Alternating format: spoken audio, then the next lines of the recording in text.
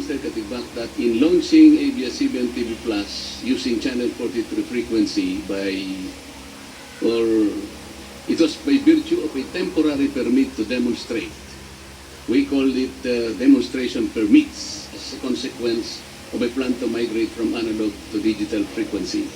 I am correct? Yes po. This demonstration permits, yung una nga po ay February 10, 2015, yun ay hanggang March 31, 2015. Later on, you were granted another demonstration permit dated March 30, 2015, and the validity date is up to June 30, 2015. I am correct?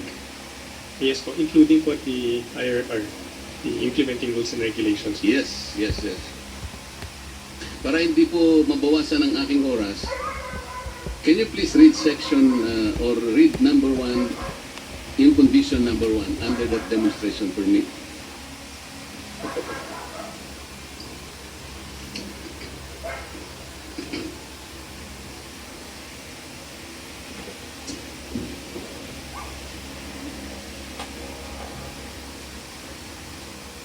Yung dated February 10, 2015 po. Pareho naman kasi yun, siguro yun munang first paragraph, yung that starts with temporary permit to demonstrate is blah blah blah.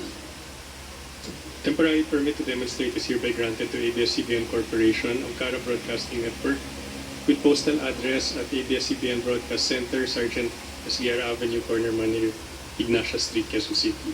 Okay, so dito po nakalagay ang ABS-CBN Corporation at saka Angkara Broadcasting Network, iisang ginamit na postal address. ABS-CBN Broadcast Center, Sergeant Sierra, ito po yung dating Bohol Avenue, tama po? Opo. One of the 8 conditions imposed by NTC in these 2 demonstration permits, Sir Katigbak, was that the permit shall be temporary and shall be valid until March 31, 2015 in case of the first one, and June 30, 2015 in case of the second permit. Will you confirm this? Yes, Your Honor. By admitting that until today you are still airing TV Plus, or more than 5 years now, after June 30, 2015, will you now admit that you violated the expiration period set forth in the demonstration permits? I believe we continue to operate on the basis of our provisional authority, Your Honor. Hindi po, itong test broadcast natin, this demonstration permits had validity dates. Ang sabi po, June 30, 2015 lang. Okay. So, ang tinatanong ko sa inyo, kung hanggang June 30, 2015 lang ang binigay do sa demonstration permit, at sabi nyo kanina, hanggang ngayon, ay nagpapalabas pa kayo ng TV Plus, then you can admit now that you violated the expiration period set forth in those 2 permits. Mr. Chair, I'll defer to our... May I be recognized, Mr. Chair? Yes? Okay. So, the demo permit has a time lapse. That's true. But after the demo phase, No, I then thought you- it would I thought proceed you now were- to the issuance of I a provisional thought you will be authority. answering my question. Okay. Yes, It sir. has a validity date. If we reckon from the second permit, that is only up to June 30, 2015. Question is, you are still airing TV Plus until today, or 5 years, 4 months from that particular period. Aren't you, or weren't you violating this? We are not Demonstration violating, Your permit. Honor. We are not violating any rules that you are mentioning, Your Honor. For the demo phase that was over, that's why a provisional authority was issued so that we can already continue with the digital services. The demo is just a phase in application. After that testing phase is done, then it will proceed now to the issuance of a provisional authority. You cannot yet shift to that, because if you will, let me go to the other condition.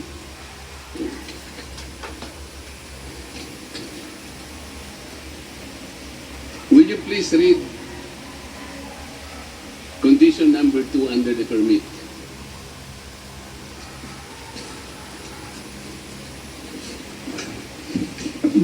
Mr. Chair, are you referring to the second bullet point?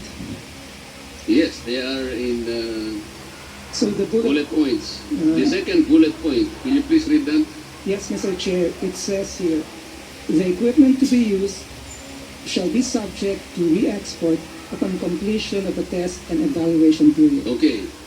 Upon the completion of the test period, which is June 30, 2015, condition number 2, or bullet point number 2, says that the equipment to be used shall be subject to re-export upon completion of test and evaluation period. Okay. Considering that you have continued in broadcasting or in viewing, in airing TV Plus, I can only assume that you did not comply with the second condition kasi dapat ni-re-export na ninyo eh. That's Did not you true, re-export That's not the true, Your equipment? Honor. This refers to the transmission equipment. That is As correct. I explained by Commissioner Cordova, the TV Plus box are just receivers and they are just appliances. I am not asking you about the boxes. I am talking about the equipment utilized during the demonstration period. They are specified here. You have to read it in. Insofar as Channel 43 is concerned, this is parenthesis 644-650 megahertz. Because this is Quezon City. Did you re-export that particular equipment? There is no need, Mr. Chair, because under the migration plan, the entire analog will have to shift to digital. It would be absurd that after demonstration, the broadcast equipment used for digital would be re-exported. We have to take note of the migration plan of the DICT and the NTC. This is a permanent thing. Mr. Chair, kung ganitong mga tuwira nitong abogado ng ABS-CBN, hindi tayo matatapos dito. This is a very specific condition. Upon the completion of the test and evaluation period, the completion of the validity tape is napakalit kasi. The equipment to be used shall be subject to re-export upon completion of the test and evaluation period. Okay. What does this mean? You have to re-export the equipment. Ngayon, kung hindi kayo nag-re-export ng equipment, you violated the second conditionality. Mr. Chair, ako po, I will defer to the NTC on the interpretation of that particular permit. And I think it should be the NTC to decide. I think, Mr. Chair, it should be the NTC to decide whether there was a violation of the permit or not. But I'd like to put on record po that ABS-CBN was complying with the directive of both the DICT and the NTC to migrate our broadcast to digital as quickly as possible. Well, that is for us to assess and determine, Mr. Katigbak. But That's right, insofar Mr. as the conditions are concerned, there are no manifestations and proofs that all these conditionalities are being fulfilled. So who is going to answer this? There was no re-export that occurred in this. So the equipment remained with you and you utilize it until today or 5 years after the expiration in June 30, 2015. This is what happened, Mr. Katigbak, right? That's right, Your Honor. Okay, so In compliance po with the NTC that's the directive. second violation. Okay. Condition number 3. Can you please read that, Mr. Katigbak? May I be recognized, Mr. Chair? Okay. Bullet point number 3, the intended coverage area shall be limited to Metro Manila, Bulacan, Rizal, Cavite, and Laguna for Quezon City Station, and Metro Cebu for Cebu City Station only. Okay. Which means that you are only allowed 6 areas. Is that correct? For the demonstration phase, Mr. Chair. Yes. But I'm showing you a screen cap of ABS-CBN TV Plus website showing the coverage area of the TV Plus. It included the provinces of Pampanga, Nueva Ecija, Tarlac, Pangasinan, Benguet, which means that again, you violated the areas specified in this condition. I am showing you your own screen cap of ABS-CBN TV. Ito yung map, oh. Okay? Mr. Chair, No. Is this not a violation considering that you included 5 more from the 6 areas that was specified under bullet number 3? bullet number 3 refers to the demonstration permit. Ito nga yung Those areas demonstration. that you mentioned, Mr. Chair, refers to the enhanced services that under the IRR we are supposed to offer to the public by January 1 of 2015. You cannot isolate the demonstration permit from what actually happened in the launching of TV Plus. These are the areas covered. All in all, 11 rather than 6. But the condition under which you're supposed to operate, 6 lang muna. So the conclusion here is that you violated again condition number 3. Can we go to condition number 5 para madali tayo? Bullet number 5 reads, frequency assignment for test broadcast shall be temporary. Okay, given the temporary nature of the frequency assignment and given the fact that the temporary permits did not confer you vested rights, may I know why you are still using Channel 43? The Channel 5 43 years is after. authorized under the assignment plan of the NTC, and it was reconfirmed in the provisional authority both of ABS-CBN and NCARA. Nag-expire na nga yung franchise mo eh. Hanggang ngayon, hindi ka pa humihinto eh. Channel 43, as already confirmed by the commissioner, was predicated or based under the franchise of ABS-CBN Republic Act 7966. Mr. Chair, I also believe that he clarified it by saying it's on the basis of a block time arrangement. It is independent of the provisional authority. Black time ka ng black time na naman eh. Kanina kinonfirm na nga ni Commissioner. Paano magiging black time ito? This was the source of your provisional authority. NTC approved the use of Channel 43 and that is with the consent of ABS-CBN o para kayo makamigrate from analog to digital. There is no black time here. There is a reference to the block time in the PA of NCARA. Let me read the block time. Sa Amkara ang sinasabi mo, we're talking about the TV Plus and the use of, kasi nga, wala pa kayong naka-assign dati. I don't know because nung magbunutan kayo, I think ABS-CBN got Channel 16. Tama? Yes, Your Honor. Inalis na natin yung mga analog. And then, anong ginagamit ngayon ng ABS-CBN? Is it Channel 43 or Channel 16? Now, at present, we are no longer transmitting on all the frequencies that are stated in the CDO.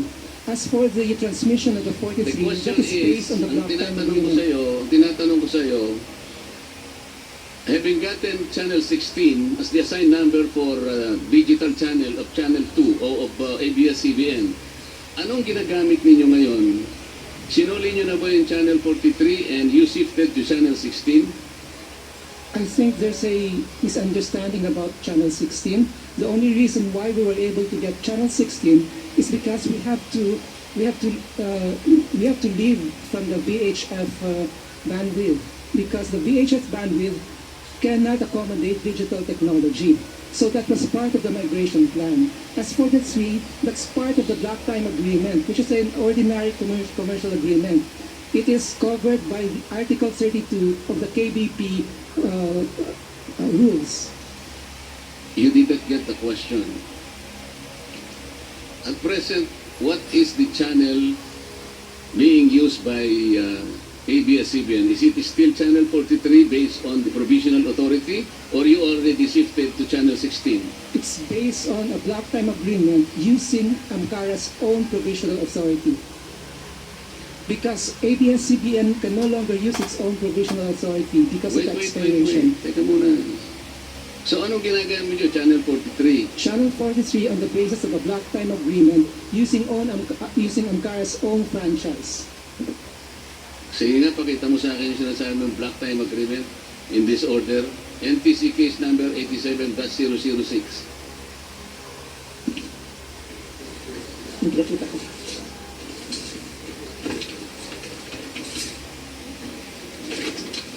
Mr. Chair, kindly refer to the second page of the order issued in 91-205.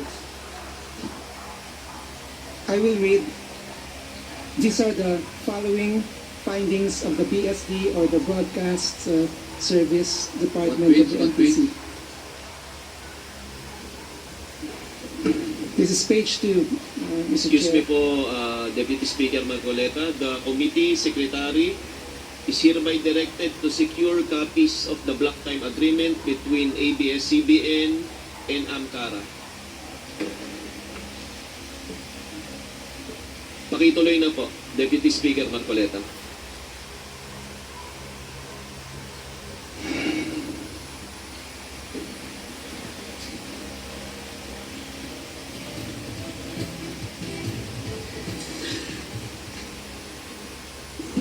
Are you familiar with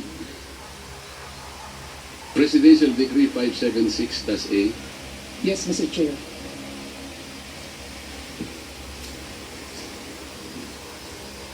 If you're familiar with this particular law, can you tell us what does this law tell you in regard to Section 2?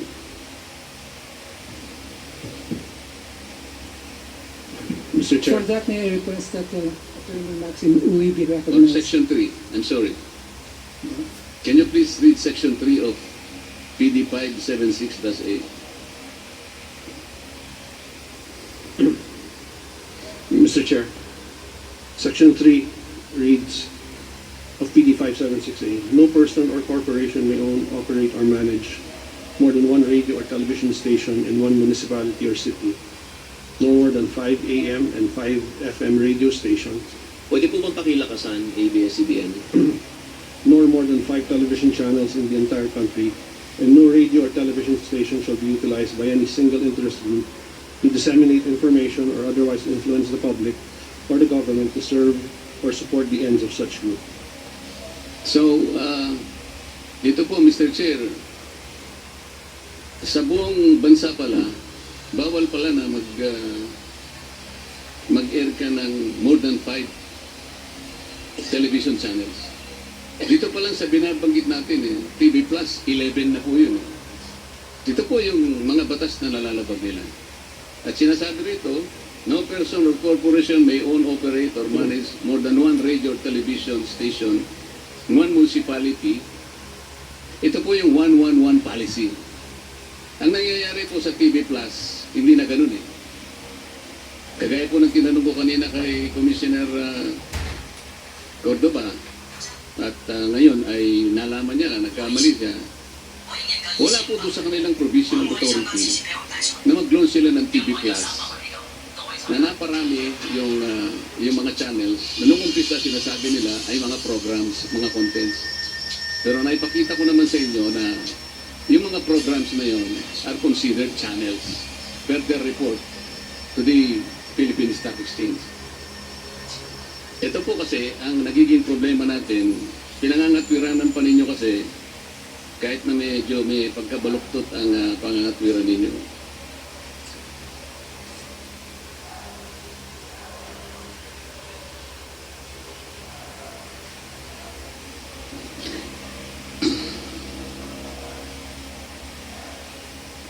So nung nag-expired po yung demonstration permit on June 30, 2015, nag-expire din ang franchise ng ABS-CBN May 4, 2020. Bakit po nakakapag-air pa kayo? Na-inspect po ba ng NTC yung transmitter ninyo? Hindi po ba ito'y subjected na ng CDO yung transmitter? Paano ko yan nakakapag-transmit through Channel 43?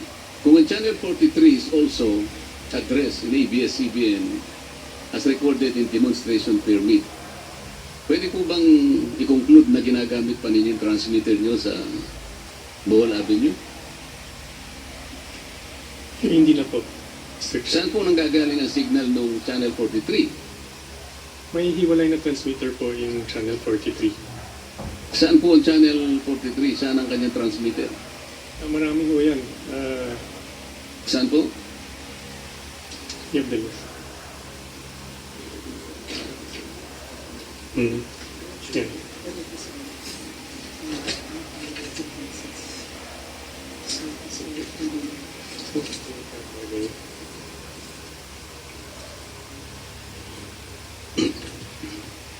Sir Chair, dito po sa listahan namin, 5 po yung transmitter pero parang hindi pa to kompleto.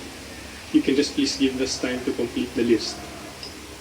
Kung saan yung mga transmitter po ng Amkara. Ang gusto po naming malaman kung aling transmitter ang ginagamit niya sapagkat lumilitaw po rito sapagkat nagamit lang naman ninyo yung frequency nila, hindi naman kinakailangan sila yung gumamit pa ng transmitter. Kung pwede rin yung gamitin ng transmitter ninyo. Kaya lamang po dahil merong cease and desist order, baka sakaling hindi ninyo sinara. At siguro dapat tingnan uli ng NTC. Papayag po ba kayo na tingnan uli ng NTC yun? Alam ko po lahat po ng transmitter ng ABS-CBN nasara na po. Baka kayo po alam ninyo, pero yung ibang tao ninyo baka binubuksan, hindi po ninyo alam. Utos po namin yan na isara lahat ng transmitter na nakalista sa CDO ng NTC po. Pero mas maganda rin po kung makita rin ng NTC para makasiguro tayo. Tama po. Tama naman po. Did the demonstration permits allow you to launch multiple channels? Yung ginagamit po namin is the NTC Memorandum Hindi, doon muna Circular. po tayo sa the demonstration permit kasi hindi pa po ako tapos doon eh. Sir, nauna po yung NTC Memorandum Circular, July 12, 2014, Section 2.4. What is that? The provision of new programs in addition to the analog legacy program is encouraged. Hindi ko po narinig masyado yun. Sa NTC Memorandum Circular po, dated July 12, 2014, Rules and Regulations for the DTT Broadcast Service, Section 2.4, the provision of new programs in addition to the analog legacy program is encouraged. Hindi po yata sinasabi rin yung multiple channels.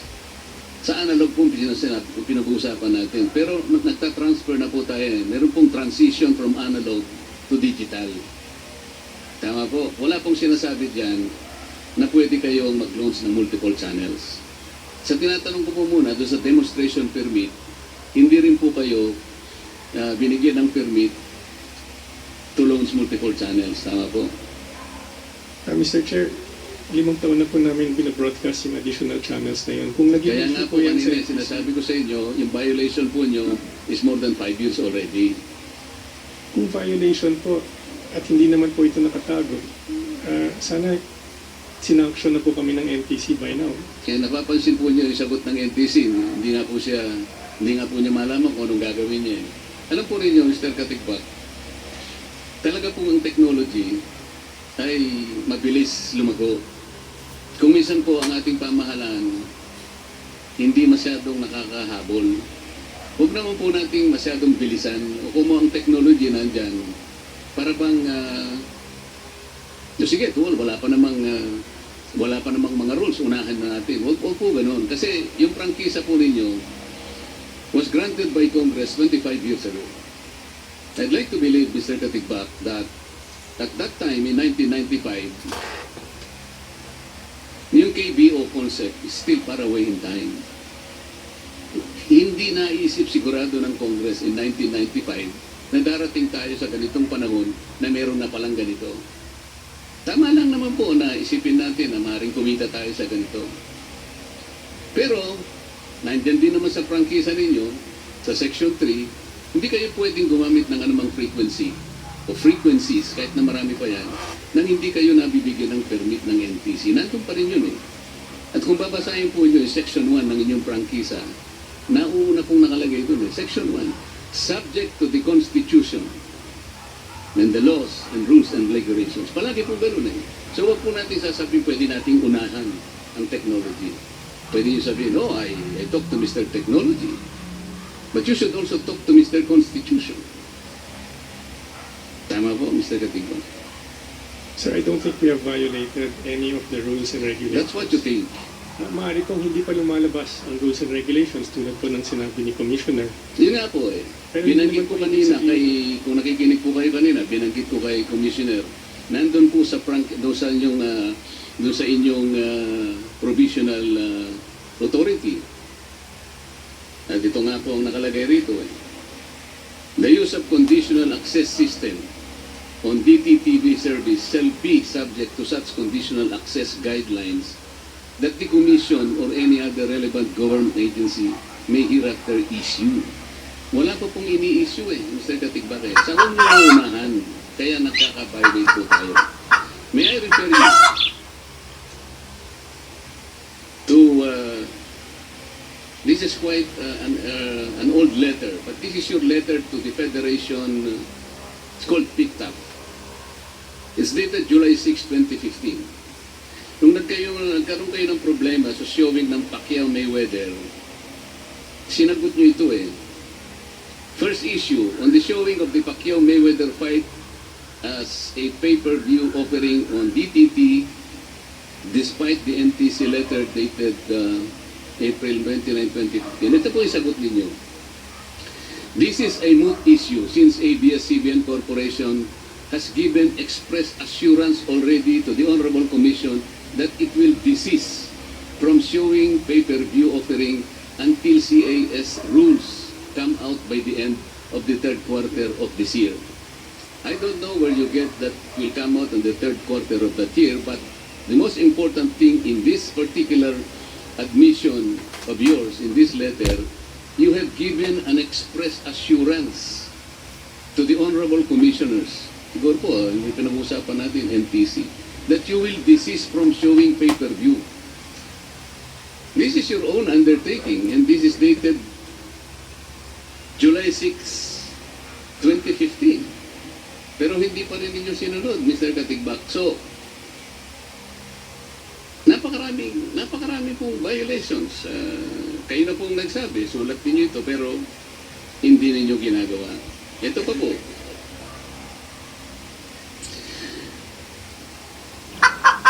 The KBO channel is a pay TV. Is that correct? Pay-per-view po. Is it not the fact that within the demonstration period, or on May 3, 2015, you used the digital terrestrial TV system to air the Pacquiao-Mayweather fight? Tama po. Tama. Pakilakas lang po ng konti. Tama po. Is it not the fact that before this mega fight, the NTC wrote to you on April 29, 2015, in reply to your request for an option to watch that fight live through your TV Plus on digital terrestrial TV? Mr. Chair, nag-umpisa po yan on April 1, 2015. Sinulatan po namin ng NTC to inform them that we would be airing the Pacquiao-Mayweather fight. Yung Alam sulat ko po yun. nila was April 29, requesting us to refrain from offering the service. Tama po yun. At ang sabi po ng NTC, doon sa sulat niya ng April 29, in reply to your request, kung po pwede nga makapag-paper, may PPB show sa Pacquiao 5, sabi po ng NTC, you are directed to refrain from offering any paid television service in your DTT trials. Kasi nagtatry pa lang kayo, nasa demonstration trials pa lang tayo. Until such time that the Commission has come up with the appropriate guidelines for the same. Is that correct? Tama po. But despite having received this letter of NTC on the same day, you still proceeded with the PPB fight, did you not? Mr. Chair, we had already sold the service to countless people prior to the receipt of that letter. I don't care. When we received the letter, we did stop from offering the service at that point in time, but we also had a commitment to the public who had already paid for the service, Your Honor, which is why we decided to pursue it. Teka muna, Mr. Katigbak. Ang sulat po ninyo sa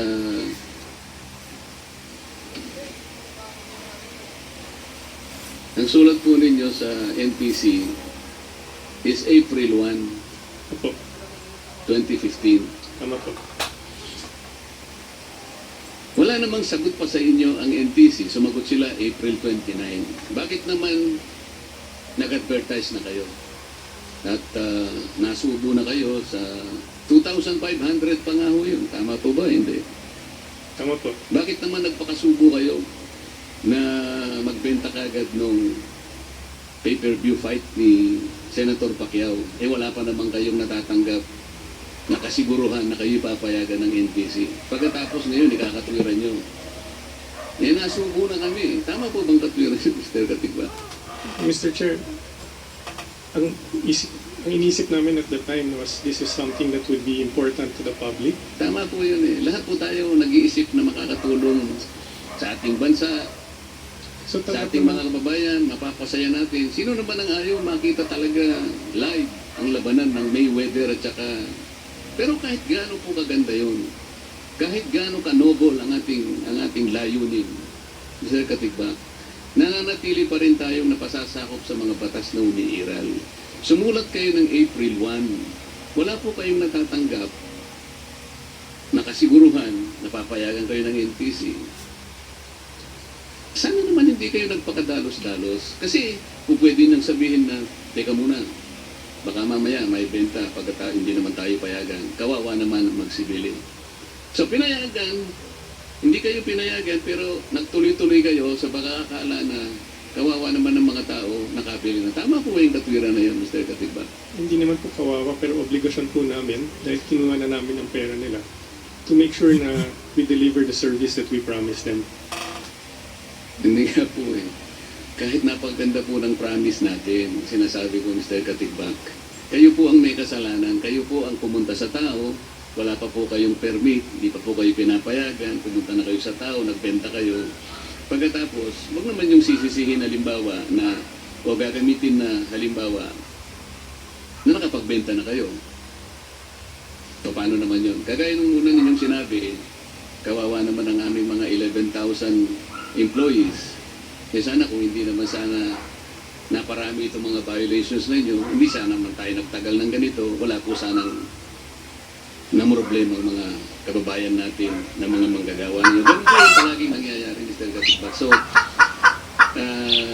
kahit na ano pong sabihin ninyo na napakagandang kadahilanan mailagay sa tao yung laban ni Mayweather at saka ni Pacquiao, hindi po naman nagiging tama na hindi po nyo sinunod ang kagustuhan ng NTC na siya naman ang regulator natin. Mr. Chair, tanggap po namin yan. Kung sa tingin po ng NTC, nagkaroon ng violation ng ABS, tanggap po namin kung ano man yung findings at recommendations po nila.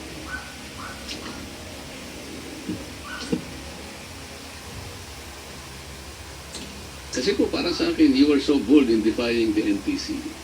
Were you above the law? Mr. Katigbak? We are not above the law, Mr. Chair. That's the reason why you should have refrained from doing this without the approval of the NTC. Were you allowed by NTC to make money during the test period? I don't think we were prohibited also, Mr. Chair.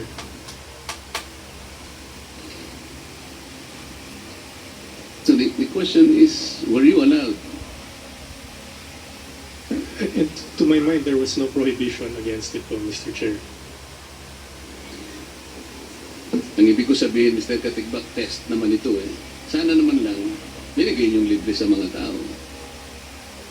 Test broadcast lang ito eh. That's only about 3 months. Let's say, from March 30 to June 30. Pero ang ginawa ninyo, nagbenta na kayo ng TV Plus. At saka, ang sabi nga ninyo, 9 million kagad ang naibenta ninyo. Kaya, ang sabi natin ngayon, so kung titigil kami, kawawa na naman yung 9 million. Palagi pong ganun eh. Parang namumuhunan kayo na maraming matatamis, marami ng tatamaan, sapagkat napakabilis ng action ninyo eh. Inuunahan po ninyo kasi ang mga regulasyon. Ganito po yung trend, ganito po yung pattern na nangyayari.